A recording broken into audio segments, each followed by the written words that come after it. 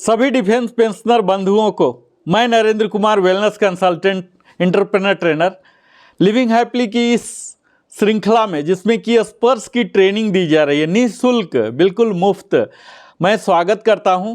और आज आप सबों के ही डिमांड पर आग्रह पर यह खास वीडियो बनाने जा रहा हूं जिसमें मैं बताऊंगा कि किस तरह से लोगों को यह दुविधा था। मैं पिछले वीडियो बनाया था जिसमें यह बताया था कि किस तरह से स्पर्श में फैमिली पेंशन प्रारंभ करते हैं, यानी कि इनिशिएट करते हैं, डेथ रिपोर्टिंग करते हैं। तो इसी से संबंधित लोगों का यह डाउट आया कि डेथ रिपोर्टिंग और फैमिली पेंशन इनिशिएट करना, ये दोनों में क्या अंतर है, कब कौन सी स्थिति का इस्तेमाल किया जाए। तो यहाँ इस वीडियो को मैं संक्षेप में ही यह बताने का कोशिश करूँगा कि पहला है डेथ रिपोर्ट, ठीक है। ये दोनों काम, चाहे रिपोर्ट डेथ हो या इनिशिएट फैमिली पेंशन हो, दोनों के लिए स्पर्श में लॉगिन करना जरूरी नहीं है।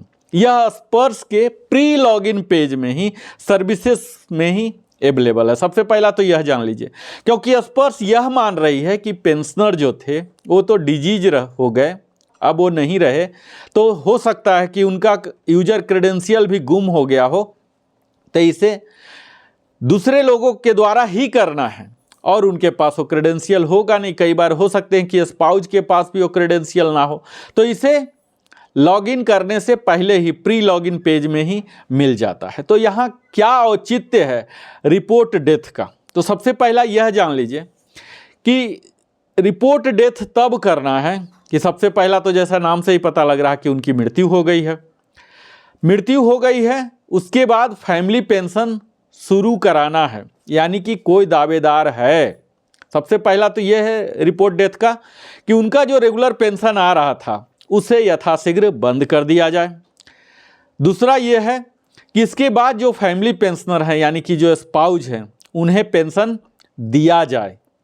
तो पहले चरण में रिपोर्ट डेथ जब किया जाता है तो उसके लिए ज़रूरी है कि ओरिजिनल डेथ सर्टिफिकेट, चाहे ग्राम पंचायत से या म्यूनिसिपल कॉरपोरेशन से ओरिजिनल कॉपी हो, वो तैयार हो, इसे अपलोड करना होता। तो यह तैयार है तभी करना है।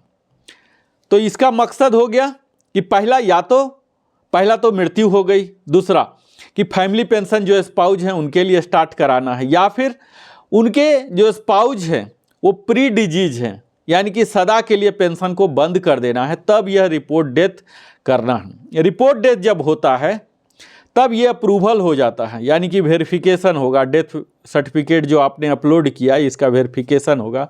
इसके बाद जब अप्रूवल मिलता है तब इनिशिएट फैमिली पेंशन करना होता है, जो कि स्वतः ही हो जाता है। उसके बाद आपको कार्रवाई करने होते हैं कि उसमें फैमिली पेंशनर जो है उनका अकाउंट डिटेल्स देने होंगे, आधार देने होंगे, पीपीओ भी देने होंगे जिसमें वो नाम लिखा हुआ है और वो सेम नाम आधार में होना चाहिए, पैन में होना चाहिए। ये सब प्रॉपर केवाईसी होगा, तब इनिशिएट होता है फैमिली पेंशन का। जो कि दूसरा है initiate family pension. Initiate family pension ये भी मरने के बाद ही होगा, इसमें भी डेथ सर्टिफिकेट चाहिए, इसे भी अपलोड करना होगा। लेकिन ये होता है उनके लिए जो कि उनके डिपेंडेंट हैं, फादर, मदर या कोई चाइल्ड हो सकते हैं। कई बार संतान होते हैं जो कि 21 साल से कम या 25 साल से कम हैं, अनमैरिड हैं या विडो हैं, डाइवर्सी हैं, उन्हें पेंशन जब प्रारंभ कराना होता है अदर देन स्पाउस, तब इनिशिएट फैमिली पेंशन को किया जाता है, जिसमें कि यह भी डेथ रिपोर्टिंग से ही होगा स्टार्ट। इसके लिए भी आपको ज़रूरी है कि उनका डेथ सर्टिफिकेट ओरिजिनल हो।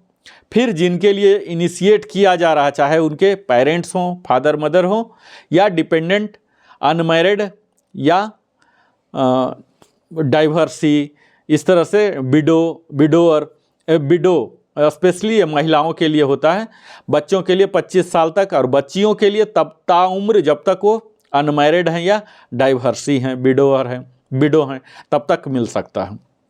तो ये सब इनिशिएट जब करना है तो इनिशिएट फैमिली पेंशन। तो यह तो मूल दो अंतर है जो कि आप सबों की दुविधा दूर कर देगी। और यह भी बता दूं कि यह नॉन रजिस्टर्ड यूजर के लिए, इसके लिए आपको यूजर क्रेडेंशियल की ज़रूरत नहीं है। तो यह इसके साथ ही यह बता दूं कि इनिशिएट फैमिली पेंशन जब करते हैं तो इसके साथ ही इसके लिए रिपोर्ट री मैरिज ऑफ विडो ये भी करना होता है कि अगर रीमैरिज कर लिए हैं तो उनका पेंशन बंद हो जाएगा, डिस्क्वालिफिकेशन हो जाते हैं।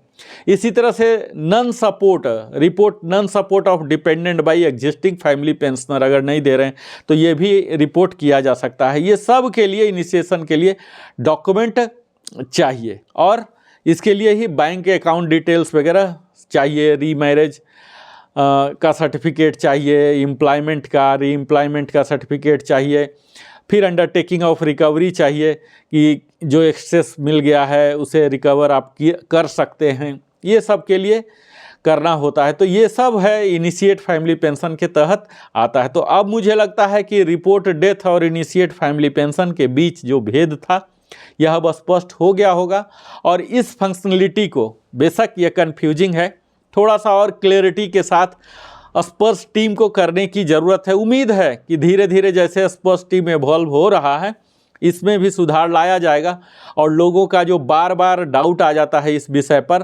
वो भविष्य में नहीं आएगा। तो अब कुछ आपको टिप्स मैं जाते जाते दे दूं कि क्या करना है और क्या नहीं करना है। तो सबसे पहले तो जो करना है वो बता देता हूं कि जो आपको स्पर्श के द्वारा यूजर क्रेडेंशियल मिले हैं उसे सेफली आप रखिए।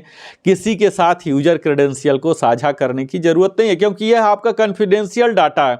कई बार हम सोशल मीडिया पर लिख देते हैं मेरा सर्विस नंबर ये है, बैंक अकाउंट नंबर ये है, इतना बेसिक है, इतना आधार नंबर है, ये DOB, ये सब बिल्कुल ही साझा करने की ज़रूरत नहीं है। आपको मालूम है कि यह डाटा को यूज करके कई फ्रॉडलेंट एक्टिविटीज़ किए जा सकते हैं, आपके अकाउंट को भी खाली किया जा सकता है।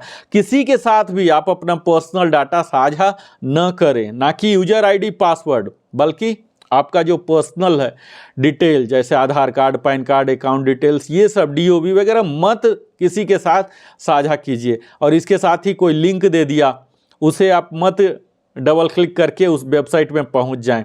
आप उसको पहले वेरीफाई करें कि उस यूरल में जो एड्रेस है वेबसाइट का उसमें लॉक साइन है कि नहीं, HTTPS है या HTTP है, S से सिक्योर्ड होते हैं तो ये सिक्योर्ड साइन भी देख लीजिए, लॉक साइन देख लीजिए। किसी के साथ भी OTP से ही आपको मालूम है कि आपके अकाउंट खाली हो जाते हैं, आधार के लिए या बैंक का या कई तरह के। OTP एक सिग्नेचर का, ऑथोरिटी का काम करता है। यह 4 नंबर का ही OTP आपके पूरे अकाउंट को खाली कर सकता है जो कि सालों साल लगे होंगे।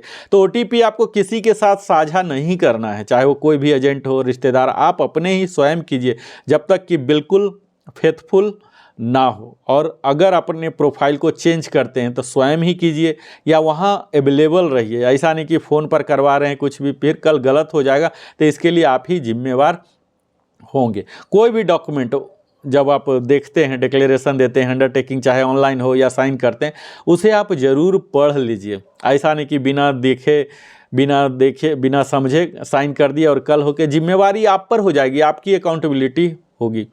इसके साथ ही आप जब स्पर्श में देखते हैं वहाँ व्यू प्रोफाइल सेक्शन है, यहाँ आप देख लीजिए कि MACP ग्रेड जो है, आपका जो रैंक है, क्वालिफाइंग सर्विस है, ये सब सही है। कम्यूटेशन डेट जो माइग्रेशन से पहले बैंक के पेंशन स्लिप में आता था वही है या चेंज हो गया है। रिस्टोरेशन डेट बड़ा ही महत्वपूर्ण है, यह 15 ईयर्स होता है। लोगों को यह डाउट होता है कि रिटायरमेंट से 15 ईयर, रिटायरमेंट से 15 ईयर्स नहीं है।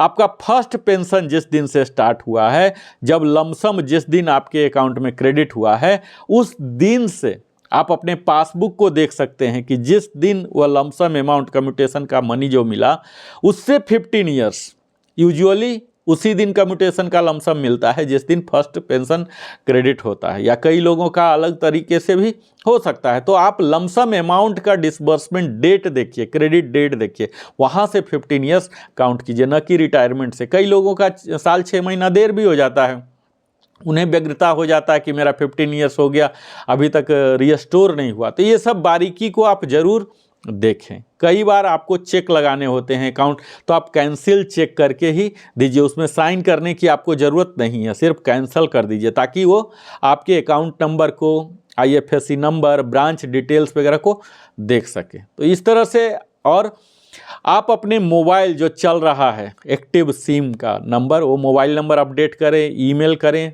पैन नंबर, आधार नंबर, बैंक अकाउंट, ये सब बिल्कुल ही मेटिकुलसली चेक कर लें। और जब भी कोई SMS आता है इसे आप ज़रूर देखें कि ये फिक्सियस है, कहीं स्पैमिंग तो नहीं है, ईमेल वगैरह देख लें कि ये सही है, पेंशन क्रेडिट होता है मंथली। इस तरह से अगर आप थोड़ा सा सजग रहते हैं तो आपको कोई धूर्त नहीं बना सकता, फ्रॉडलेंट एक्टिविटीज़ नहीं होगा। तो मुझे उम्मीद है यह वीडियो आप सबों को ना कि रिपोर्ट डेथ और इनिशिएट फैमिली पेंशन में भेद बताया होगा, बल्कि और भी कई तरह के यूजफुल टिप्स आपको दिए होंगे जिससे आप बचे रहेंगे, सुरक्षित रहेंगे, फाइनेंशियली भी सेफ। चूँकि फौजी आदमी हैं हम लोग, शारीरिक रूप से तो सुरक्षित रहते ही हैं, फाइनेंशियल भी रहना है। जैसे जैसे हमारी डिजिटल लिटरेसी बढ़ रही है इस तरह से फ्रॉडस्टर्स का भी बढ़ रहा है। इससे सचेत रहने के लिए मूल मंत्र यही है कि अपने यूजर क्रेडेंशियल को किसी के साथ साझा न करें।